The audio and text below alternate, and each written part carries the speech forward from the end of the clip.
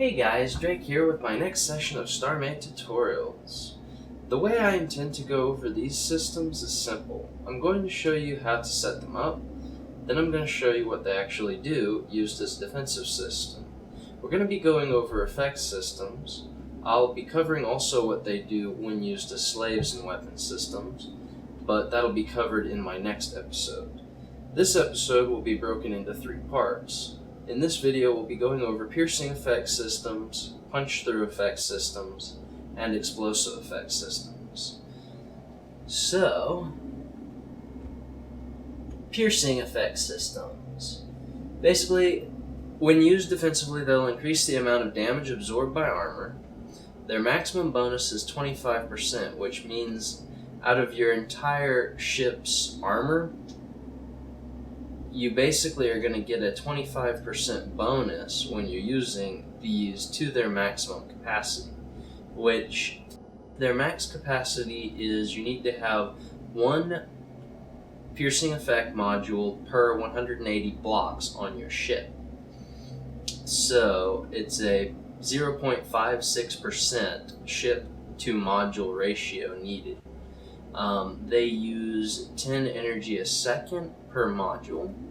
So you can see this actually can be pretty effective to use on larger ships or even smaller ships because of that very small amount needed per ship to get the maximum bonus that they offer. So to actually set up these systems, basically you need a computer, which is this little guy down here, and a module. And to connect them to each other, you basically select the computer using the C key, and then you can use V to select or deselect a module.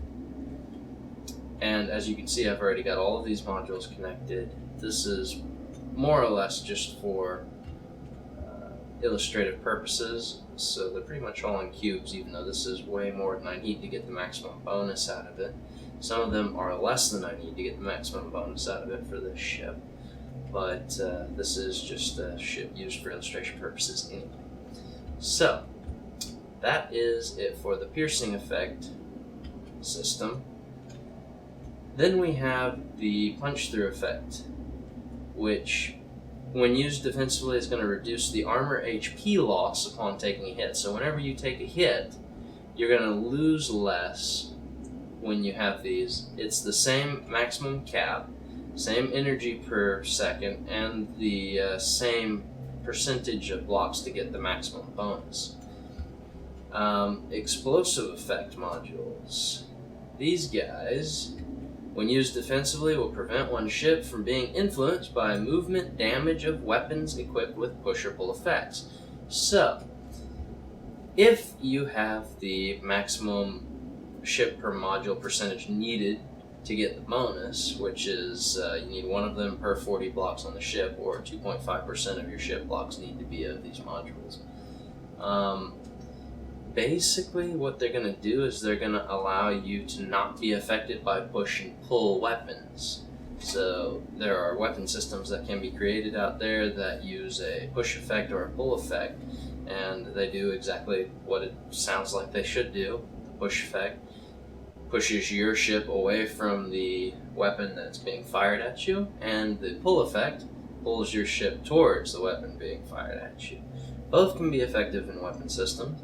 But if you have an explosive effect computer and module system set up, you can actually stop all of those push-pull effects, because its maximum bonus is up to 100%. So you can negate 100% of the pull and push effects if you have enough of these explosive effect modules on your ship being used defensively. So, just to give you an idea of how you use these guys when you're actually in a ship. Piercing effect, you'll just activate, and it's basically active, and that's all that there is to that. Now I'm getting a bonus to my armor. As you can see, it shows it up at the top right.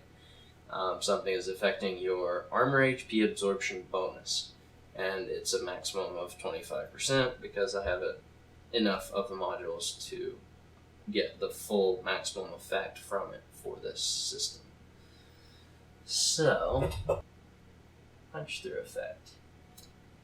And it's basically the same thing, as you can see. Basically, you activate those, they're using a little bit of energy, you'll notice the energy consumption goes up, and the ship is gaining 25% bonus absorption.